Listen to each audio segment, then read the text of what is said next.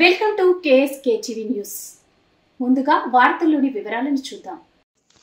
గుత్తి pensioners భవనంలో ఛత్రపతి శివాజీ జయంతి గోపాలకృష్ణ గోఖలే వర్ధంతి కార్యక్రమం అనంతపురం జిల్లా గుత్తి పట్టణంలోని ఆంధ్రప్రదేశ్ రాష్ట్ర ప్రభుత్వ పెన్షనర్ల భవనంలో బుధవారం అదనపు కార్యదర్శి జెన్నై కుళ్ళాయి బాబు, సెక్రటరీ రామ్మోహన్ ఆధ్వర్యంలో ఛత్రపతి శివాజీ 398వ జయంతి మరియు గోపాలకృష్ణ గోఖలే 110వ వర్ధంతి కార్యక్రమం ఘనంగా నిర్వహించారు. ఈ కార్యక్రమంలో మొదట ఛత్రపతికి శివాజీ, గోపాలకృష్ణ గోఖలే గర్ల చిత్రపటాలకు అదనపు కార్యదర్శి జెన్నై కుళ్ళాయి బాబు, జాయింట్ సెక్రటరీ లక్ష్మీనారాయణ రెడ్డి పూలమాల వేసి నివాళులర్పించారు.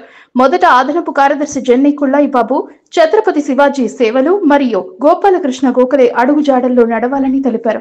ఛత్రపతి శివాజీ రాజా భోంస్లే మరాఠా సామ్రాజ్యానికి ఎదురడని చక్రవర్తిగా పేరుగాంచిన శివాజీ రాజా ముఖ్యంగా గురువుల శిక్షణలో అత్యంత పరాక్రమవంతుడు, ధైర్యవంతుడు మరియు మేధావి అయ్యారు. వీరి మొదటి గురువైన తల్లి జిజియాబాయి, రెండవ గురువు దాదాజీ ఖాండాదేవ్ వద్ద రాజకీయ యుద్ధ తంత్రం నేర్చుకున్నారు.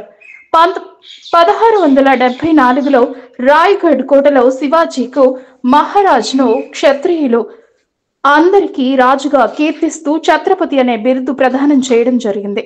గోపాలకృష్ణ గోఖలే మహారాష్ట్రకు చెందిన భారత స్వాతంత్ర సమరయోధులు. వీరు లాలా లజపతి రాయ్, ఆనీ బెసెంట్ వంటి నాయకులతో కలిసి స్వాతంత్ర పోరాటం సాగించారు. 1905లో సర్వెంట్స్ ఆఫ్ ఇండియా సొసైటీని స్థాపించి విదేశాల్లో ఉండే భారతీయుల హక్కుల కోసం పోరాడినారు. ఫ్యాక్టరీలలో పనిచేసే కార్మికుల కోసం రాత్రిపూట తరగతులు కూడా నిర్వహించేవారు అని అదనపు కార్యదర్శి జెన్నై కుళ్ళాయి బాబు తెలిపారు. ఈ కార్యక్రమంలో అదనపు కార్యదర్శి Jennai Kullayi Babu, secretary Rammohan, joint secretary Lakshminarayana Reddy, Sheikh Shavali, Samuel, Narayana Reddy, Venkatesh, Chennareddy, Narayana Shetty, Anson Ahmed మొదలగు వారు పాల్గొన్నారు.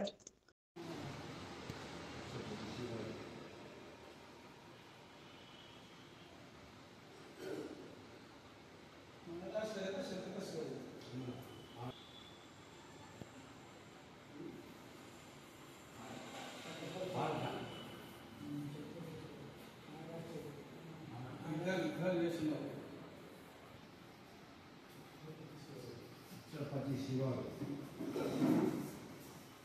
झांसी लक्ष्मी